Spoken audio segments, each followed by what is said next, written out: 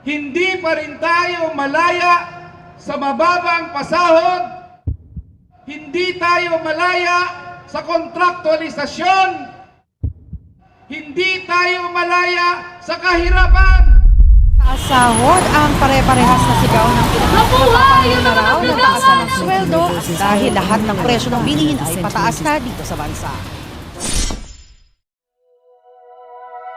Central to our global engagement, and hence our development agenda, is trade. Trade is not an end in itself, but a means to social and human development. Properly employed, trade policies enhance our access to a wider range of goods, services, technologies, and knowledge. More trade stimulates entrepreneurship. It creates jobs, attracts capital, increases foreign earnings, and fosters vital learning processes. These are the tools for sustainable development and the reduction of poverty. In accordance with Consumer International, the Department of Trade and Industry is a prime mover of consumer welfare. It is also committed to protecting the rights and interests of consumer and is also committed to developing policies and programs aimed at sustaining the growth and development of the Philippine economy. Besides overseeing the effective implementation and enhancement of trade regulation and fair trade laws, the DTI provides protection to consumers through consumers' education and information dissemination program. On the other hand, the Department of Labor and Employment is the national government agency mandated to formulate policies, implement program, and serve as the policy coordinating arm of the executive branch in the field of labor and employment. Taking the next step, let's dig into the history of trade and industry. In the year 1898, the DTI had its beginnings on June 23, 1898, when President Emilio F. Aguinaldo formed 4 government agencies, namely the Departments of Navy, Commerce, Agriculture, and Manufacturing. In 1901, the Philippine Commission established the Department of Commerce. After World War II, President Manuel A. Rojas issued Executive Order 94 on October 4, 1947, creating the DCI, or Department of Commerce and Industry. And after 25 years, DCI had grown into a big organization with 10 regular bureaus and 22 agencies under its direct supervision. The DCI was mandated to promote, develop, expand, regulate, and control foreign and domestic trade, industry, and tourism. In 1973, to have closer supervision and ensure more effective delivery of services, President Ferdinand E. Marcos issued Presidential Decree 189 on May 11, 1973, creating the Department of Tourism to handle all tourism-related matters. But in 1987, drastic changes followed after the People Power Revolution. President Corazon C. Aquino signed on February 27, 1987, the EO 133, reorganizing the Ministry of Trade and Industry and renaming it the Department of Trade and Industry. In 2006, Secretary Peter B. Favela issued a department order officially declaring that every 27th of July each year, the date and month of the Ministry of Trade and the Ministry of Industry was first merged as the DTI anniversary. In 2009, the DTI went online. As the department aims to reach more of its stakeholders, the department launched its official Facebook, Twitter, and Instagram pages, which contains relevant information regarding the services that DTI offers. In 2010, there was a streamlining of business registration. In a step to improve the ease of doing business and pursuant to the Republic Act No. 9845, otherwise known as the Anti-Red Tape Act. In 2012, DTI ranked third as the most sincere government agency. Very good ang naging grado ng Department of Trade and Industry sa sincerity rating na ginawa ng Social Weather Station. There is establishment of DTI negosyo centers in 2015. Ang negosyo center ay batay sa Go Negosyo Act o Republic Act 10644 na pinangungunahan ni Senator Bam Aquino ang may akda ng batas upang mapalago ang sektor ng micro, small, and medium enterprises ng ating bansa.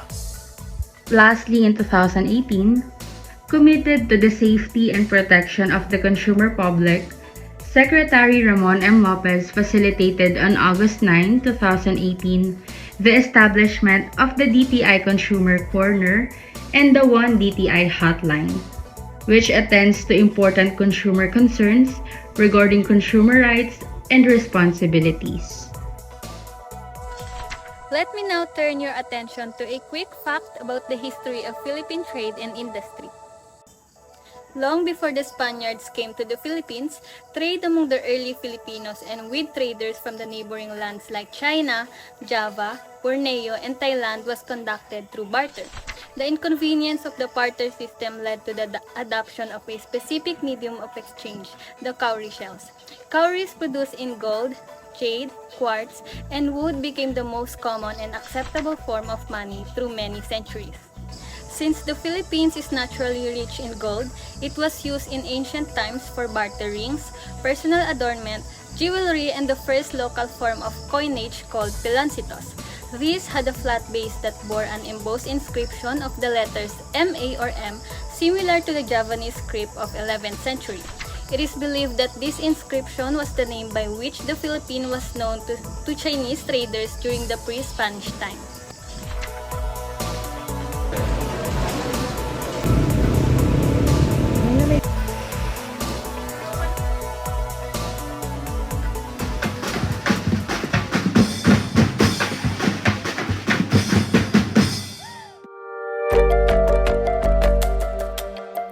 The Philippines has a strong and diverse workforce. In 2021, the total number of employed persons was accounted for at 43.99 million. This accounted for 92.2% of Filipinos who are at work or with a job out of 47.70 million Filipinos in the labor force. According to the Philippine Statistics Authority or PSA, the country's employment rate improved to 94.3% in April 2022. With 45.63 million people employed. This is a 2.36 million increase from 2021, and the unemployment rate also dropped to 5.7% in April 2022. Workers are the backbone of any economy. Their efforts and productivity are essential to the growth of the country. One way to measure the contribution of workers to the economy is through labor productivity. So, what is labor productivity? Labor productivity measures the hourly output of country's economy, specifically the amount of real gross domestic product or the GDP produced by an hour of labor. It is also known as workforce productivity. When workers become more productive, the economy grows even stronger.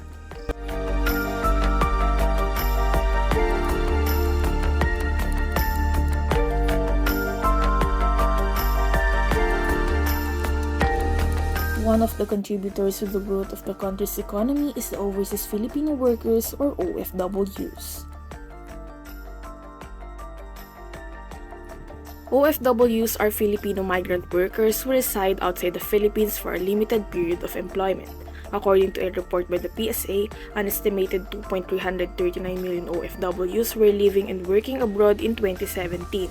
Of this, 97% are overseas contract workers, while the other 3% work overseas without contracts.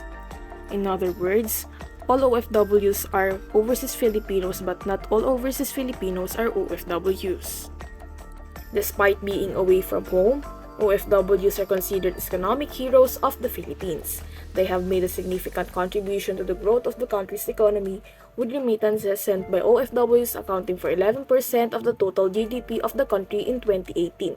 According to the World Bank, the Philippines is the fourth highest recipient of inward remittances after India, China, and Mexico. In fact, OFWs are responsible for the surge in the volume of remittances sent back home. As we can see, Philippines remittance inflows have been on steady rise from $28 billion in 2014 to $34 billion in 2018. However, OFWs are not the only ones contributing to the growth of the Philippine economy. Labor groups or unions are playing a vital role in advancing the welfare of the Filipino workers both at home and abroad.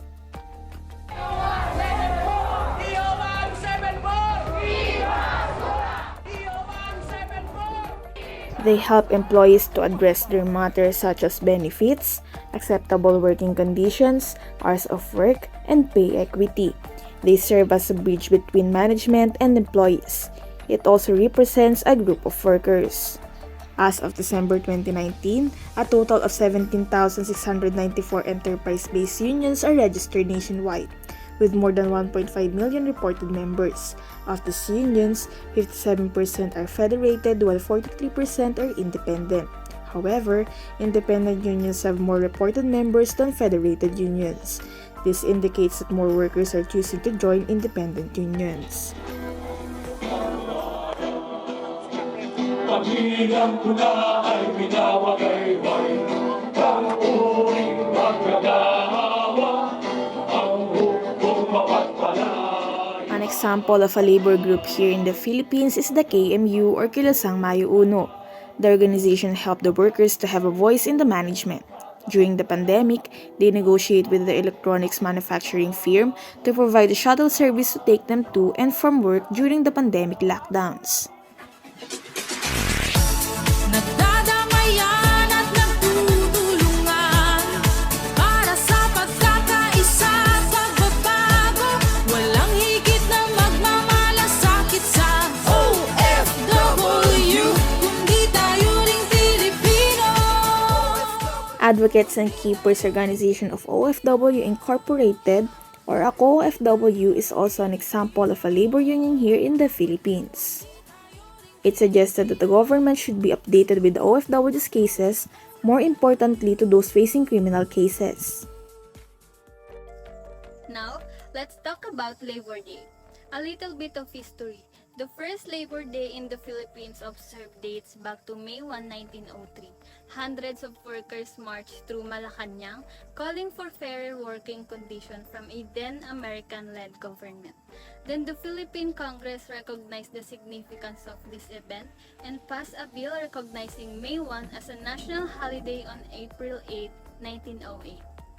Today, Labor Day is still celebrated annually on May 1st in the Philippines to pay tribute to our workers and to give them the opportunity to spend their time with their loved ones. Labor movements are also part of the celebration, and various activities are organized to address the workers' complaint, and that includes low wages, inhuman working condition, and many more.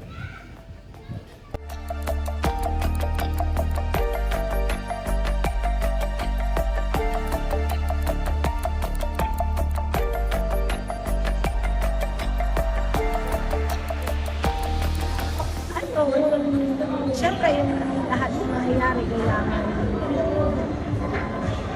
Tulad ako, may anak ako. So, siyempre, isang ano ko yun, pag-aaral ng anak ko. So, kailangan ko magtrabaho ng mabuti para sa anak ko. Yun, number one para sa akin yun. Kailangan ko siya mabigyan ng magandang posisyon. Siyempre, bilang magtatrabaho sa barko, malalayo ka sa pamilya mo eh. Minsan, malakas ang alon, hindi makatulog sa gabi. Kailangan trabaho kahit na malakas ang alon. Kung tatanungin, dapat sana dagdagan ng sweldo. Kasi kukulangan talaga, kakapasin nyo. Sama lang bilhin nyo. Taas ko na naman bilhin ngayon. Kung namumutahan ka pa ng bahay, tapos kang bata ka.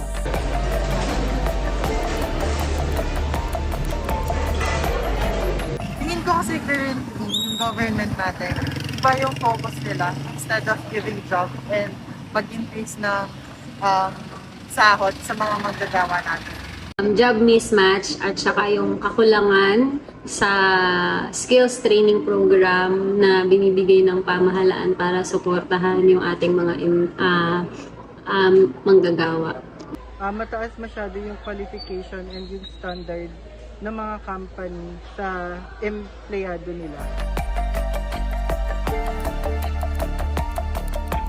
Pagtuunan ng pansin ng ating gobyerno ay ang pasweldo sa mga manggagawa, lalo na sa mga maliliit na mga manggagawa na kailangan taasan din naman para yung antas ng kanilang pamumuhay ay maiangat din, para yung iba na maliit ang sweldo, hindi na nila naiisip na mangibang bansa para sa pamilya nila.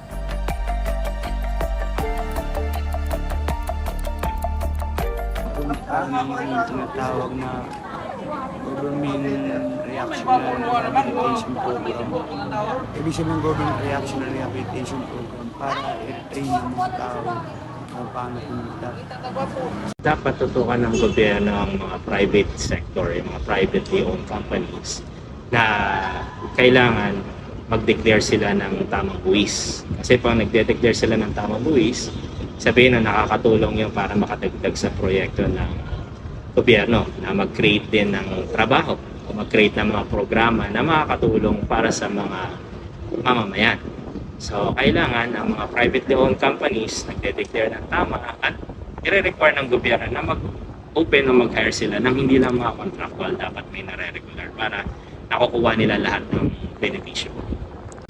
May papel po siguro yung government po natin para magkaroon po ng aksyon sa kung ano po dapat bang gawin. Tsaka more job fairs po siguro. Siguro hindi lang dapat sa Manila yung focus ng industrialization. Dapat mag-start na rin sila na sa mga at least karatig na man lang, province.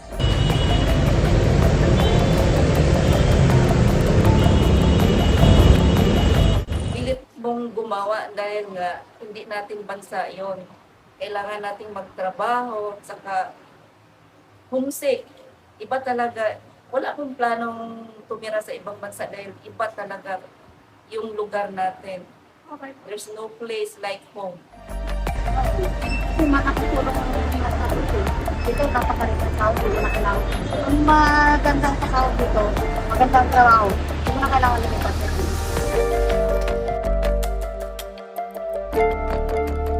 Napakalaki ng ambag nila para silang call center agent, sila nag-generate ng kita sa Pilipinas. Kung walang mga OFW, walang papasok na dollar.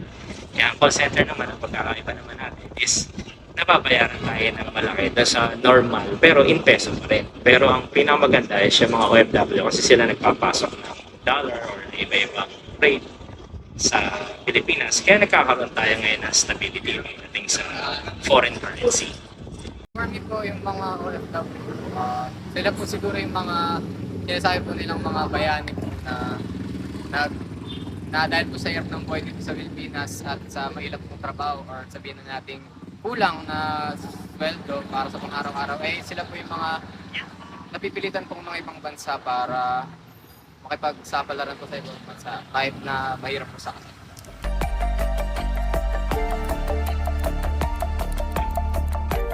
Para i-celebrate yung mga manggagawa kasi syempre lalo na sa Pilipinas bilang third world or pa second world country, mas malaki yung load ng pagtatrabaho ng ordinaryong mamamayan. Napakarami natin mga blue-collar jobs pero hindi sila napapayaran ng tama kumpara sa mga nagtatrabaho sa opisina. So kaya dapat i-celebrate ang Labor Day para bigyan naman sila ng pagpapahalaga sa mga paghihirap at sakripisyong ginagawa nila para umunlad ang Pilipinas. Para commemorate o parangalin yung mga ibang trabahador na nagsusumikap para mabuhay.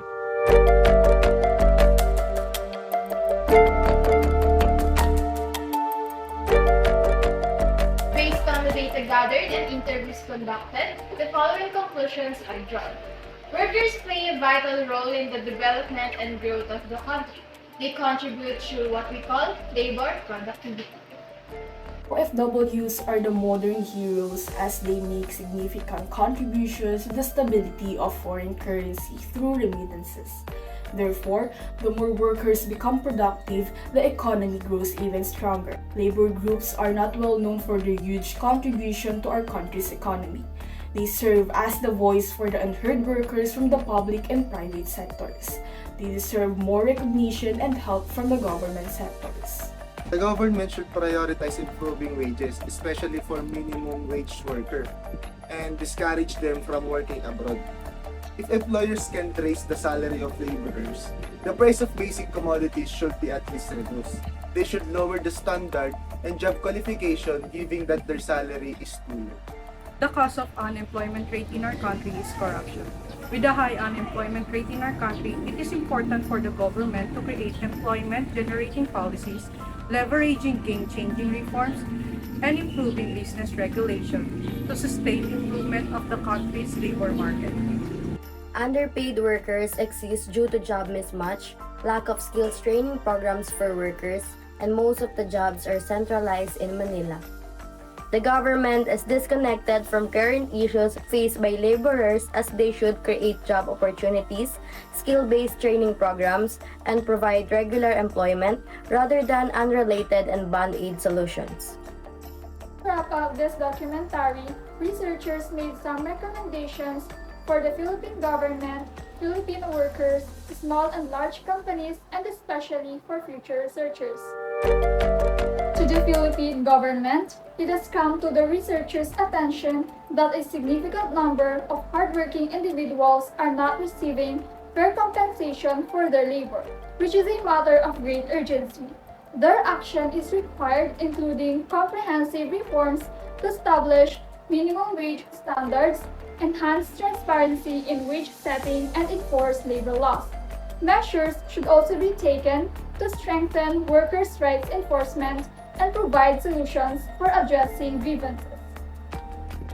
To the Filipino workers, they are entitled to efficient management of the nation's labor force.